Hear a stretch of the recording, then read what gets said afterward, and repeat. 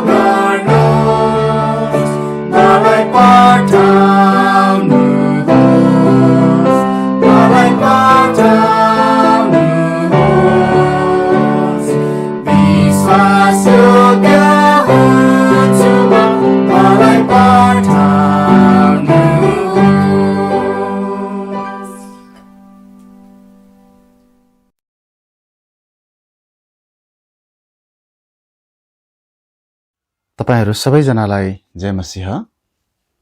आउनुस् हामी आज बुधबारको दिन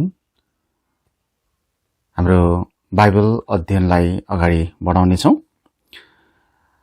हामीले क्रिस्चियनहरु र भजन संग्रह भन्ने विषयमा हामीले केही हप्ताहरुदेखि अध्ययन गरिरहेका थियौं र आज फेरि यस अध्ययनलाई हामी अगाडि बढाउने छौं। हामी आज मसीहको स्रोतको पुष्टिको सम्बन्धमा आज हेर्न जाँदै छौं। अर्थात् मसीहको बारेमा भजन संग्रहमा के कस्ता कुराहरू उल्लेख गरिएका छन्, आज हामी त्यसको विषयमा सिक्न जाँदैछौं। सुरुमा म प्रार्थना गर्नेछु अनि त्यसपछि हामी अगाडि बढ्नेछौं। आउनुस् म प्रार्थना गर्छु। हे पिता, धन्यवाद दिन्छौं तपाई परमेश्वरको प्रेम अनि तपाई प्रभुको अनुग्रहको निम्ति, अनि तपाई प्रभुले हामीलाई दिनुभएको तपाईको जीवित वचनको निम्ति पनि। हामी यी कुराहरूद्वारा तपाई प्रभुमा नजिक आउँदै तपाई प्रभुसँग संगति गर्ने, तपाई प्रभुसँग हिँड्ने अवसर हामीले पाएका छौं। तपाई प्रभुलाई धन्यवाद छ। प्रभु, हामीले भजन संग्रहको पुस्तकबाट जे कुराहरू सिकिरहेका छौं ती कुराहरूको निम्ति पनि धन्यवाद छ। आज पनि प्रभु, हामी यस पुस्तकबाट मसीहको सम्बन्धमा उल्लेख गरिएका कुराहरूको विषयमा हामी सिक्न जाँदैछौं। हामीलाई तपाईको वचनबाट बुझ्नलाई सहायता मिलेको होस्। यस भागलाई तपाई प्रभुको चरणमा राखेर आशिष माग्छौं, प्रभु येशूको नाउँमा, आमेन। येशू स्वर्ग उठाई लगिनु अघि उहाँले आफ्ना प्रेरितहरूलाई भजन संग्रहमा उल्लेखित मसीहका सम्बन्धमा गरिएका भविष्यवाणीहरू उहाँले पूरा गर्नुभयो भनी सिकाउनुभयो। लुका 24 अध्यायको 44 पदलाई एकचोटि हेरौं हामी। लुका 24 अध्यायको 44 पद।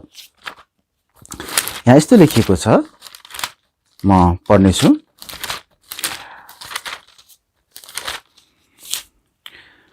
अनि उहाँले तिनीहरूलाई भन्नुभयो, मोशाको व्यवस्था, भविष्यवक्ताहरू र भजनका पुस्तकहरूमा मेरो विषयमा जे लेखिएका थिए ती सबै कुराहरू पूरा हुनु पर्दछ भनी मैले तिमीहरूसँग हुँदा तिमीहरूलाई भनेका वचनहरू यी नै हुन्।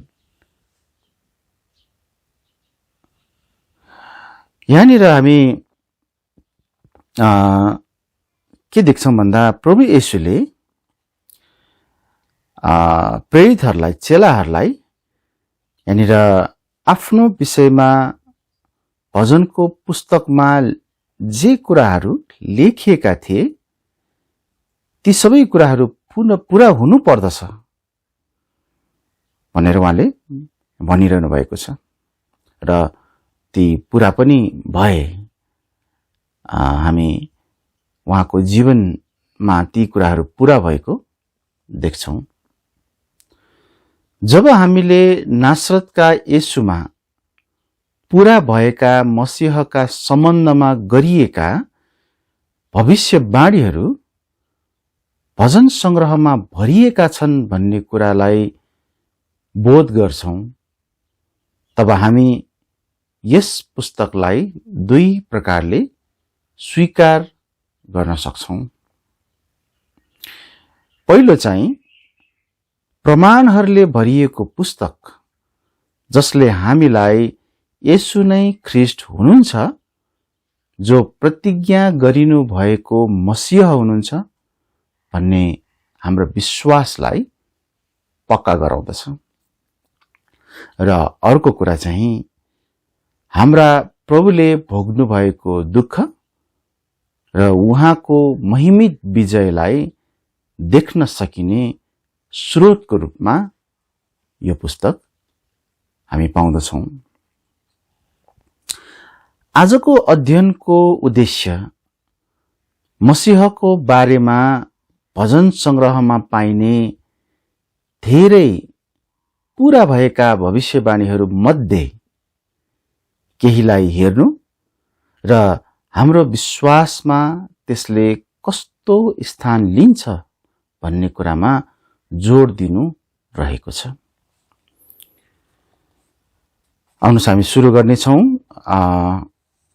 आज हामी यस अध्ययनमा एउटा मात्रै बुधालाई हेर्नेछौँ र हामी यस अध्ययनको आजको विषयको बाँकी भाग चाहिँ अर्को हप्तामा हामी हेर्नेछौँ।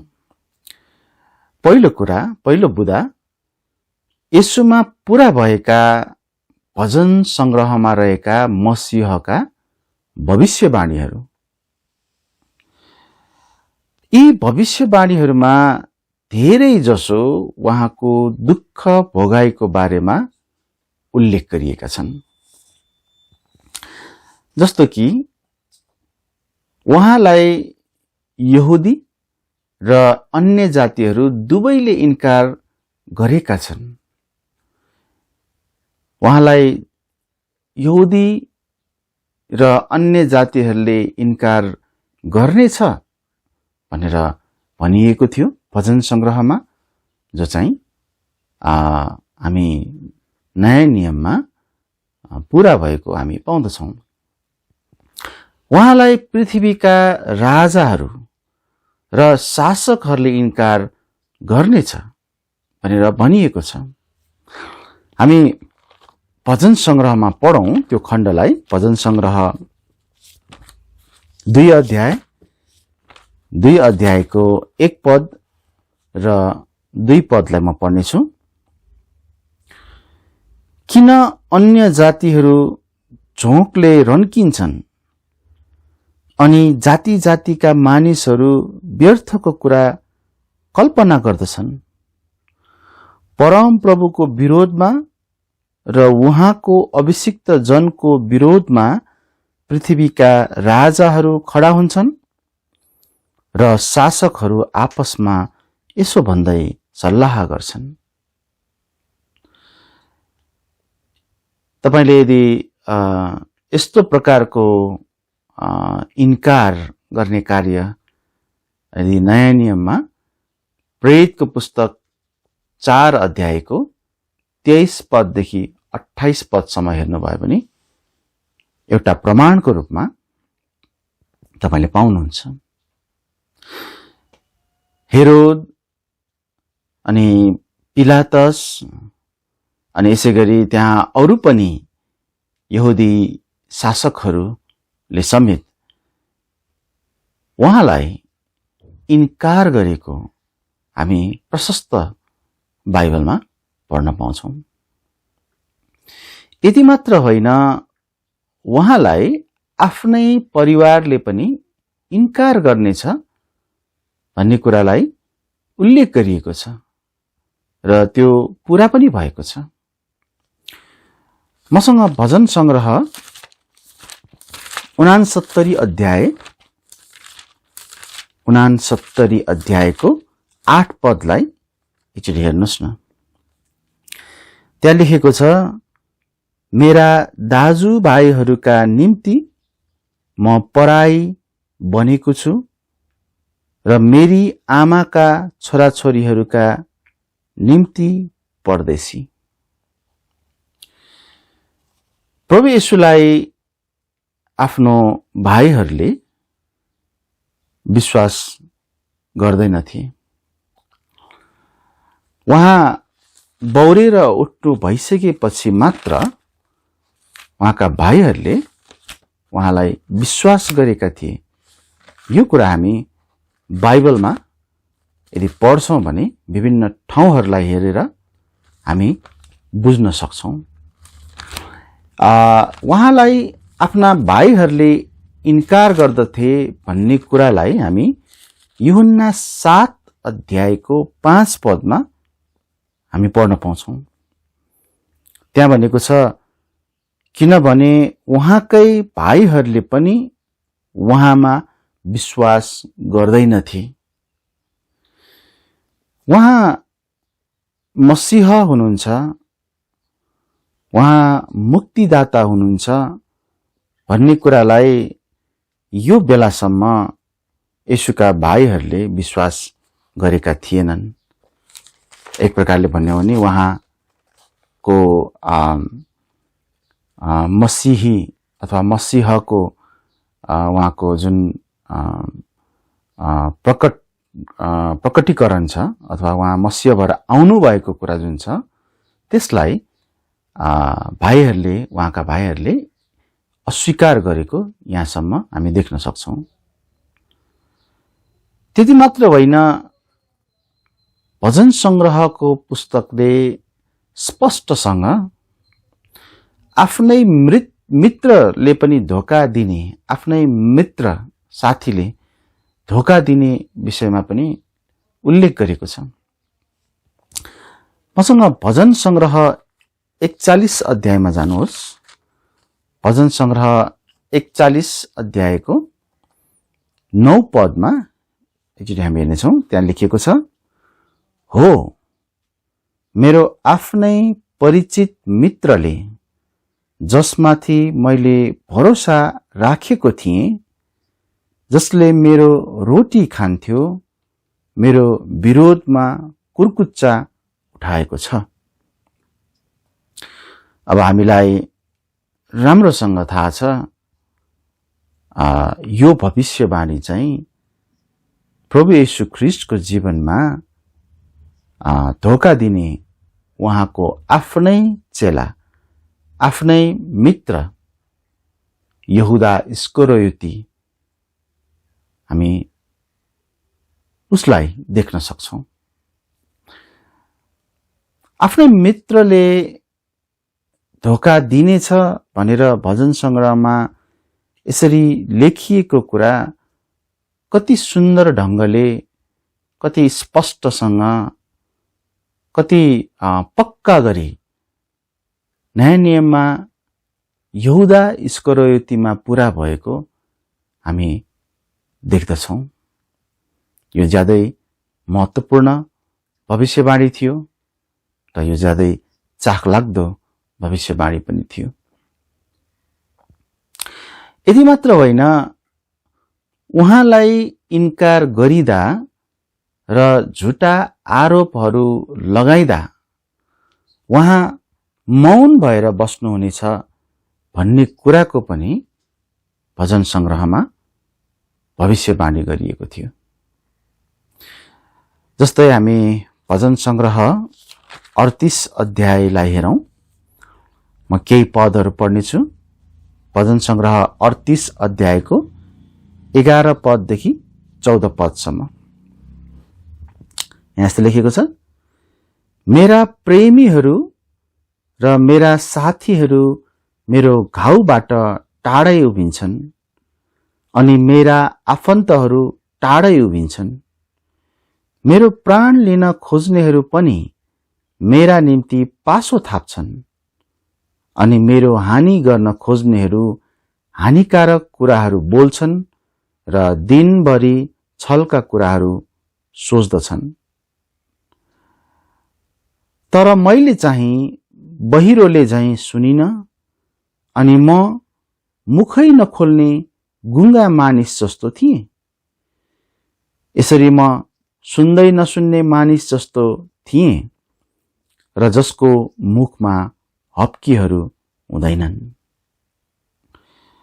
यहाँनिर हामी स्पष्ट देख्न सक्छौं कि जब प्रभु येशूलाई क्रुसमा टाँगिनको निम्ति लगिएको थियो, त्योभन्दा अगाडि उहाँलाई जसरी त्यहाँनिर चाहिँ आरोपहरू लगाइएको, उहाँलाई पिटिएको समयहरूमा, अनि क्रुसमा पनि त्यहाँनिर उहाँलाई इन्कार गरिएको समयमा, झुटा आरोपहरू लगाइएको समयमा उहाँ मौन भएर बस्नु भएको थियो।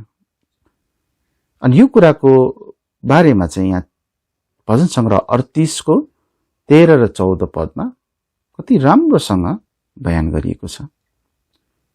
बहिरोले झैं सुनिन, मुखै नखोल्ने गुङ्गा मानिस जस्तो, सुन्दै नसुन्ने मानिस जस्तो, मुखमा हप्की छैन, यस्तो प्रकारको शब्दहरूद्वारा यहाँनिर उहाँको मौनताको बारेमा बयान गरिएको छ।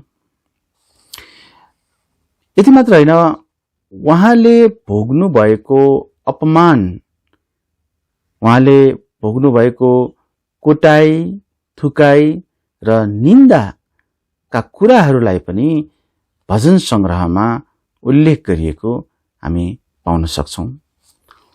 जस्तो कि भजन सङ्ग्रह 35 अध्यायको 15 पद र 16 पदलाई हेरौं। त्यहाँ यस्तो लेखिएको छ, भजन सङ्ग्रह 35 अध्यायको 15 पद र 16 पदमा, तर मेरो दुर्दशामा तिनीहरू रमाए र एकसाथ भेला भए, मेरो विरोधमा नीच मानिसहरू भेला हुन्थे अनि मलाई त्यो थाहा हुँदैन थियो। तिनीहरूले मलाई फहराए भन्नाले चाहिँ च्यातचुत पारे अथवा च्याते, लुछे, यस्तै शब्द हामी मा बुझ्न सक्छौं, र रोकिएनन्। अनि 16 पदमा भनेको छ, भोजमा कपटी उपहास गर्नेहरूको साथमा तिनीहरूले मेरो विरोधमा दारा किटे। यदि हामी यी भविष्यवाणीहरू, उहाँलाई इन्कार गरिएको, झुटो आरोप लगाइएको, यस्तो बेलामा उहाँ मौन भएर बस्नु भएको, उहाँलाई अपमान गरिएको, कोटाई, थुकाई र निन्दा गरिएको जस्ता कुराहरू मत्ती 26 अध्याय र 27 अध्यायमा हेर्छौं भने हामी जस्ताको तस्तै पूरा भएको हामी देख्न सक्छौं। यसैगरी उहाँलाई क्रुसमा टाँगिएको समयमा त्यो बेला त्यो वरपर भएका घटनाहरूलाई पनि एकचोटि हामी हेरौं न। ती कुराहरू पनि भजन सङ्ग्रहमा कसरी भविष्यवाणीको रूपमा उल्लेख भएका छन् हामी त्यहाँ देख्न सक्छौं। जस्तो कि क्रुसमा उहाँको कराईको सम्बन्धमा, अर्थात् क्रुसमा उहाँ कराउनु भएको, चिच्याउनु भएको सम्बन्धमा भजन सङ्ग्रह 22 अध्यायको 1 पदमा यस्तो लेखिएको छ, हे मेरा परमेश्वर, तपाईले मलाई किन त्याग्नुभयो? मलाई सहायता गर्नदेखि र मेरा चित्कारका शब्दहरूदेखि तपाईं किन यति टाढा हुनुहुन्छ? यदि तपाईले मत्ती 27 अध्यायको 46 पदमा हेर्नुभयो भने यसु क्रुसमा टाँगिनु हुँदा उहाँले यसरी नै कराउनु भएको, चिच्याउनु भएको तपाईले पाउन सक्नुहुन्छ, जस्ताको तस्तै। साथै उहाँका शत्रुहरूले उहाँलाई गिज्याउने घटनालाई पनि भजन सङ्ग्रहमा उल्लेख गरिएको छ। हामी अहिले 22 अध्यायमै छौं। त्यहाँ 6 पददेखि 8 पदसम्म एकचोटि हेरौं न। त्यहाँ लेखिएको छ, भजन सङ्ग्रह 22 को 6 देखि 8, तर म त किरा हुँ, मानिस नै होइन, मानिसहरूको निन्दा र लोकहरूद्वारा तुच्छ ठानिएको। मलाई देख्ने सबैले मलाई खिसी गरेर हाँस्छन्, तिनीहरू ओठ लेप्याउँछन्।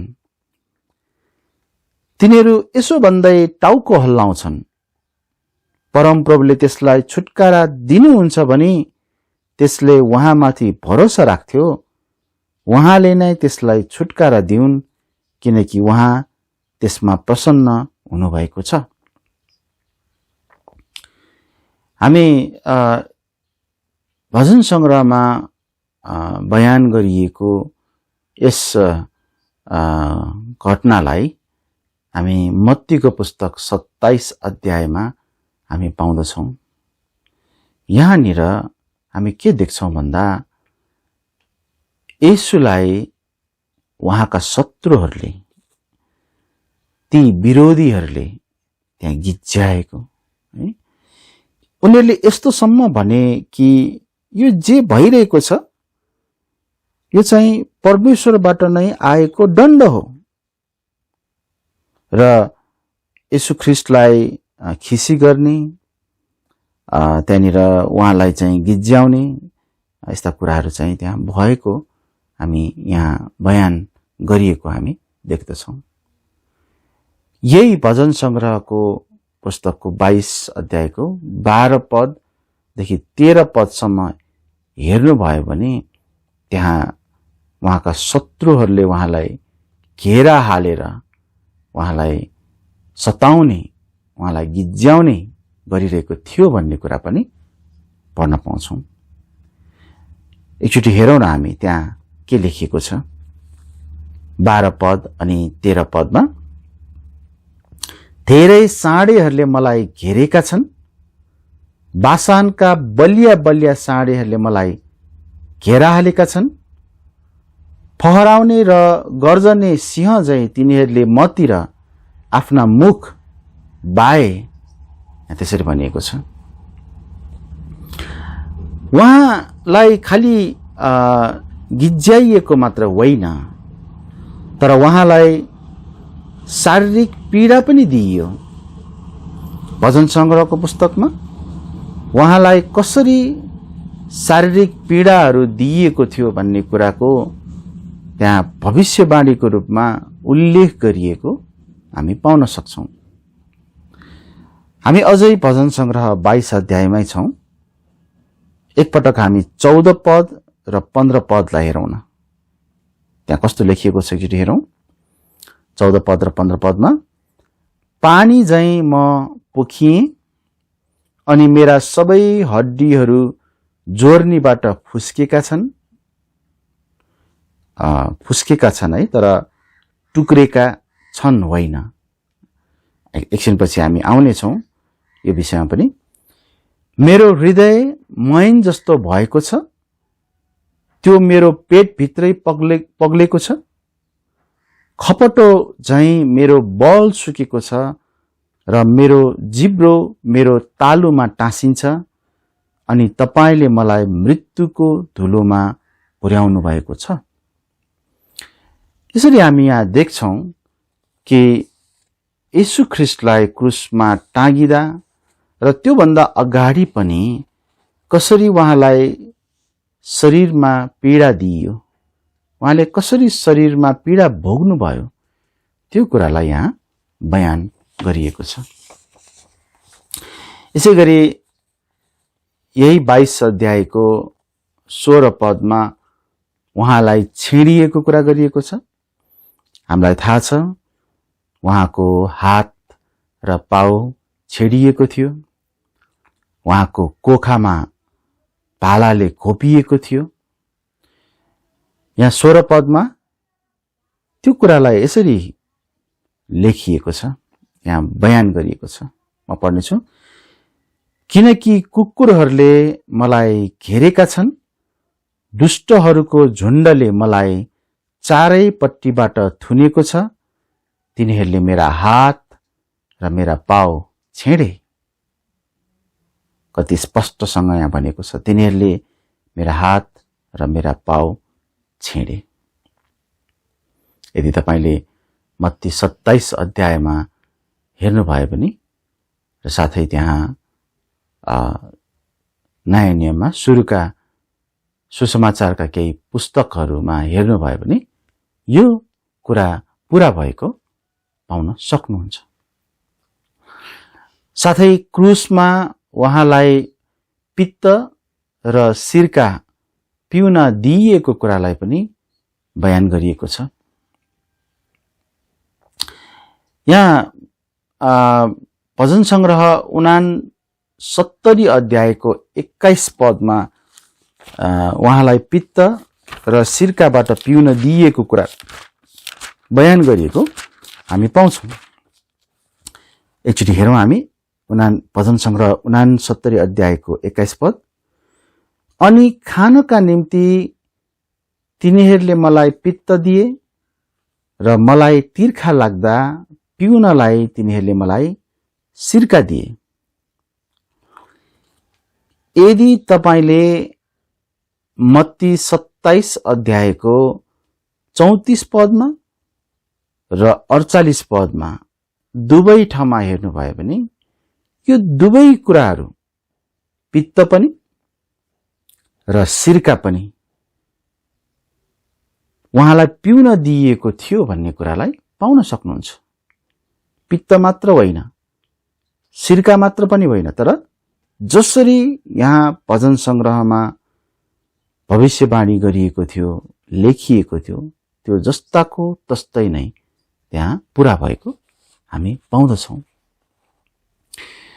उहाँको पोसाकको निम्ति गोला हालिएको घटनालाई पनि हामी उल्लेख गरिएको भजन संग्रहमा उल्लेख गरिएको पाउन सक्छौँ। भजन संग्रह 22 अध्यायमा एकचोटि जानुहोला, फेरि एकचोटि भजन संग्रह 22 त्यहाँ 17 पद र 18 पदमा पढ्नेछु। त्यहाँ लेखेको छ, म मेरा सबै हड्डीहरू गन्न सक्छु, तिनीहरू मलाई हेर्छन्, टक लगाएर हेर्छन्, तिनीहरू मेरा वस्त्रहरू आपसमा बाँड्छन् र मेरो पोसाकका लागि गोला हाल्छन्। यहाँनिर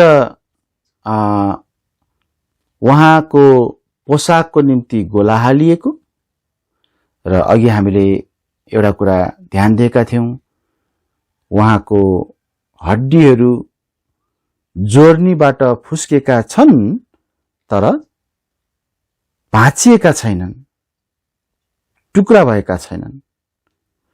हो, यो कुरालाई हामी यहाँ पढ्न पाउँछौं। तपाईले यदि मत्ती 27 अध्याय र यूहन्ना 19 अध्यायमा हेर्नुभयो भने उहाँको पोसाकको निम्ति गोला हालिएको कुरा र उहाँको एउटै हड्डी नभाँचिने कुरालाई जस्ताको तस्तै पूरा भएको तपाईले पाउनुहुन्छ। हामी अरु केही हेर्नेछौँ अझै, जस्तो उहाँका शत्रुहरूको निम्ति उहाँको प्रार्थना। मसँग भजन संग्रह 109 मा जानुस्। भजन संग्रह 109 अध्यायको 4 पद। यहाँ यस्तो लेखिएको छ, मेरो प्रेमको सट्टामा तिनीहरू मेरा शत्रु भएका छन्, तर म चाहिँ प्रार्थनामा लागिरहन्छु। तपाईले यदि यीशु ख्रीष्ट क्रुसमा टाँगिनु भएको बेलामा उहाँले पितासँग पुकार्नु भएको घटनालाई यदि पढ्नु भयो भने तपाईले त्यहाँ पाउनुहुन्छ कि उहाँले आफ्ना शत्रुहरूको निम्ति प्रार्थना गर्नुभएको छ।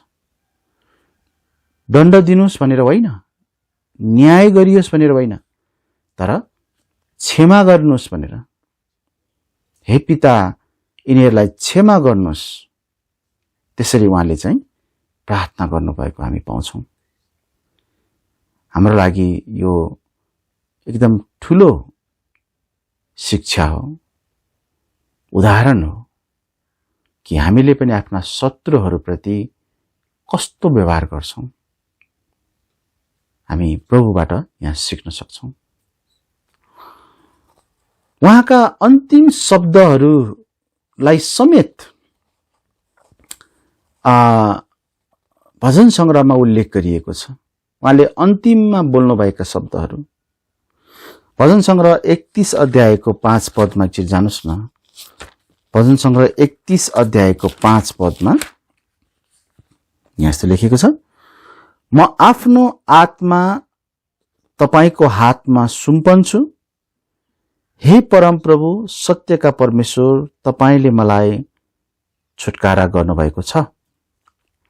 यहाँ हेर्नुभयो भने म आफ्नो आत्मा तपाईको हातमा सुम्पन्छु। उहाँले यी अन्तिम शब्दहरू लुका 23 अध्यायको 46 पदमा अरू ठाउँमा पनि पढ्न सक्नुहुन्छ। उहाँले बोल्नु भएको, क्रुसमा बोल्नु भएको, उहाँले प्राण त्याग्नुभन्दा अगाडि बोल्नु भएको तपाईले पढ्न पाउनुहुन्छ। जस्ताको तस्तै नै एउटा कुरा सम्झना हामी गरौँ भजन संग्रहबाट, यो कति चाखलाग्दो छ भन्ने कुरालाई हामी बुझ्न सक्छौं कि उहाँको मृत्यु चाहिँ एकदमै कम उमेरमा भएको थियो। हामीले यदि उहाँले सेवकाई सुरु गर्नुभएको उहाँको उमेर 30 वर्ष र त्यसपछि उहाँले झन्डै 3.5 वर्ष, 3 वर्ष र आधा वर्ष उहाँले पृथ्वीमा सेवा गर्नुभयो र उहाँ क्रुसमा मर्नुभयो। यदि यो जोड्छौं भने झन्डै 33.5 वर्ष वा भनौं 34 वर्ष लगभग उहाँ चाहिँ यस पृथ्वीमा रहनुभयो भन्ने कुरालाई हामी बुझ्न सक्छौं। यो एउटा मानिसको निम्ति ज्यादै कम उमेर हो। सानै उमेरमा उहाँ मर्नुभयो, हामी त्यसो भन्न सक्छौं। यसको बारेमा समेत हामी भजन संग्रहमा उल्लेख गरिएको हामी पाउन सक्छौं। मसँग तपाईहरु भजन संग्रह 89 को 45 पदलाई एकचोटि हेर्नुस् न। त्यहाँ यस्तो लेखिएको छ, तपाईले उनको जवानीका दिनहरू छोटो पारिदिनु भएको छ, तपाईले उनलाई शर्मले ढाकिदिनु भएको छ। तपाईले उनको जवानीका दिनहरू छोटो पारिदिनु भएको छ। कसरी यहाँनिर येशूको बारेमा गरिएको भविष्यवाणीहरू उहाँको उमेरको समेत यहाँनिर यसरी बताइएको, व्यक्त गरिएको कति मिल्दो छ भन्ने कुरालाई हामी यहाँ देख्न सक्छौं। यो अचम्मको छ, यो छक्क लाग्दो छ। तर प्रभुले जे मसीहको बारेमा भन्नुभयो ती कुराहरू साँच्चै नै जस्ताको तस्तै पूरा भइ छाडेको छ, भएको छ। हामी एउटा अन्तिम कुरा हेर्नेछौं। यी सबै कुराहरू भएर पनि उहाँलाई इन्कार गरिएको, उहाँलाई मानिसहरूले गरेको व्यवहार अनि उहाँले भोग्नु भएको कष्टहरू, पीडाहरू, यी सबै कुराहरू उहाँले भोग्नु भएर पनि उहाँको मृत्यु चाहिँ वास्तवमा उहाँको आफ्नै इच्छाको मृत्यु थियो, उहाँको स्वेच्छाको मृत्यु थियो। भन्नु पर्दा येशू ख्रीष्टलाई कसैले मारेको होइन, उहाँ आफ्नै इच्छाले मर्नु भएको हो, जसलाई हामी बलिदान भन्ने गर्छौं। येशू ख्रीष्ट हाम्रो पापको सट्टामा बलिदान हुनको निम्ति सो इच्छाले, आफ्नै इच्छाले मर्नु भएको हो। यस विषयमा पनि हामी भजन संग्रहमा पढ्न पाउँछौं। मसँग तपाईं भजन संग्रह 40 अध्यायमा जानुहोस्। भजन संग्रह 40 अध्यायको 6 पददेखि 8 पदसम्ममा पढ्नेछु। त्यहाँ यस्तो लेखिएको छ, बलिदान र भेटी तपाईले चाहनु भएन, मेरा कान तपाईले खोल्नु भएको छ। होम बलि र पाप बलि तपाईले माग्नु भएन। तब मैले भने, हेर्नुहोस् म आएको छु, पुस्तकमा मेरो विषयमा यो लेखिएको छ। हे मेरा परमेश्वर, तपाईको इच्छा पूरा गर्न म प्रसन्न हुन्छु। हो, तपाईको व्यवस्था मेरो हृदयभित्र छ। हामी हिब्रूको पुस्तकमा यदि जान्छौं भने बोका, बहर, कुनै पशुको बलिदानले चाहिँ परमेश्वर खुसी बन्नुहुन्न। ती बलिदानहरू मानिसको पाप क्षमाको निम्ति पर्याप्त छैनन्। तर यहाँ प्रभुले भन्नुभयो, हेर्नुहोस् म आएको छु, पुस्तकमा मेरो विषयमा लेखिएको कुरा पूरा गर्नलाई, तपाई परमेश्वरको इच्छा पूरा गर्नलाई। परमेश्वरको इच्छा के हो त? आफ्नो पुत्रलाई यस संसारमा पठाउनु र यो संसारको निम्ति मर्न दिनु हो। यो कुरा चाहिँ हामी पिताको इच्छामा, पुत्रले प्रभु येशूले स्व इच्छामा, आफ्नै इच्छामा पूरा गर्नुभएको हामी पाउँदछौं। यसरी भजन संग्रहमा प्रभु येशूको मसीही अथवा मसीहको उहाँको जीवनको सवालमा, उहाँ मसीह भएर आउनुहुनेछ भन्ने कुराको बारेमा धेरै धेरै भविष्यवाणीहरू लेखिएका रहेछन्, पूरा भएका छन् भन्ने कुरालाई हामीले हेर्न पाएका छौं। आज हामीले हेरेका त एकदमै थोरै हुन्, त्यहाँ अझ धेरै छ।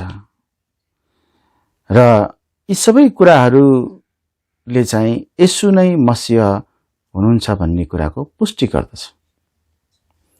हामीले आज हेर्न खोजेको मुख्य कुरा चाहिँ मसीहको बारेमा भजन संग्रह चाहिँ एउटा पुष्टि गर्ने राम्रो स्रोत हो कि उहाँ चाहिँ येशू नै हुनुहुन्छ भन्ने कुरा।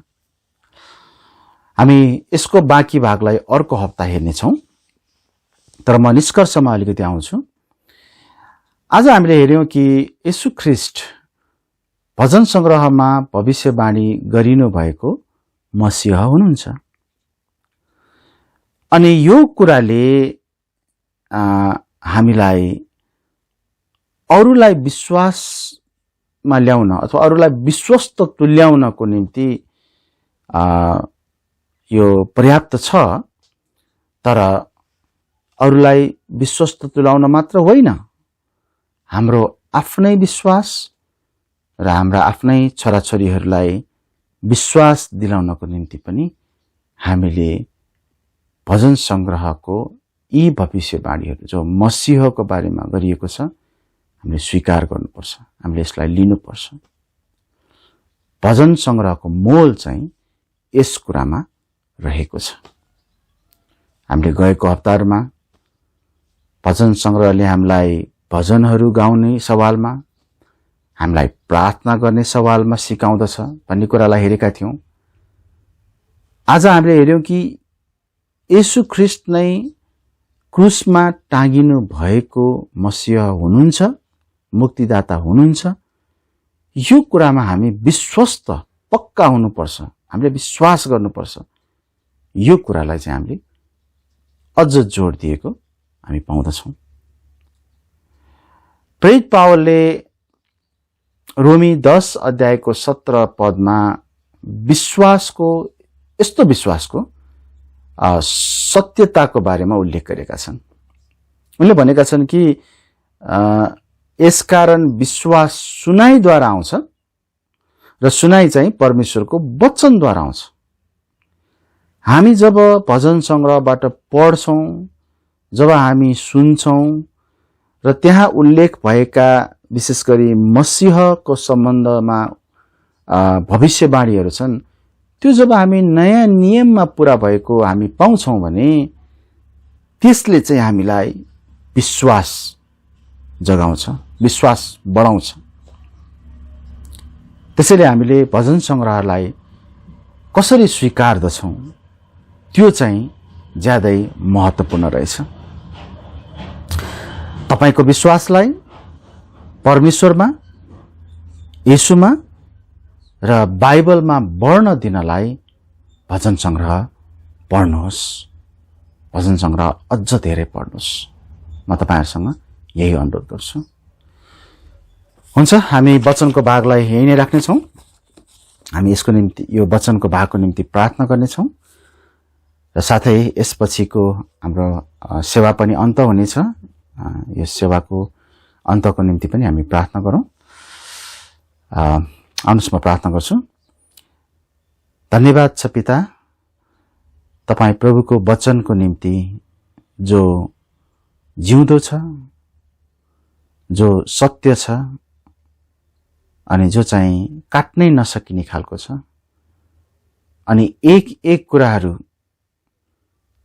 पूरा भएका छन् र हुने पनि छन्। भजन संग्रहमा मसीहको बारेमा लेखेका कुराहरू कति छक्क लाग्दो प्रकारले, कति अचम्म तरिकाले पूरा भए, यी कुराहरू कति स्पष्ट छन्। हामी तपाई प्रभुलाई यसको निम्ति धन्यवाद र महिमा नदी हामी रहन सक्दैनौँ। यसरी प्रभु तपाईलाई धन्यवाद छ, तपाईलाई महिमा भएको होस्। हाम्रो विश्वासलाई अझ पक्का गरी पक्रेर राख्नको निम्ति, तपाईमा बढ्नको निम्ति, यी अकाट्य, काट्नै नसकिने तथ्यहरूलाई हामी स्वीकार गर्न सकौं। हामीलाई यसले अझ बलियो तुल्याउन सकेको होस्। तपाई प्रभु येशूको जीवनमा पूरा भएका यी कुराहरूको निम्ति धन्यवाद सहित तपाईको महिमा भएको होस्, हामी प्रार्थना गर्दछौँ। वचनको भागको निम्ति धन्यवाद छ, अनि यो संगति पनि हामी यही अन्त गर्नेछौँ। हामीलाई त्यसमा पनि आशिष दिनुहोस्। हाम्रो जीवनलाई तपाईं प्रभुको चरणमा राखेर आशिष माग्छौँ प्रभु येशूको नाममा, आमेन। हुन्छ, तपाईहरु सबैलाई जय मसीह। हामी फेरि अर्को बुधबार भेट्नेछौँ।